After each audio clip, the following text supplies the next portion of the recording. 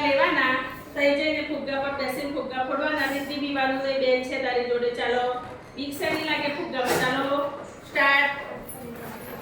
ફુગ્ગા પર બેસી જાઓ બીક લાગે તો બેનનું નામ લેવાનું બેન ખાલી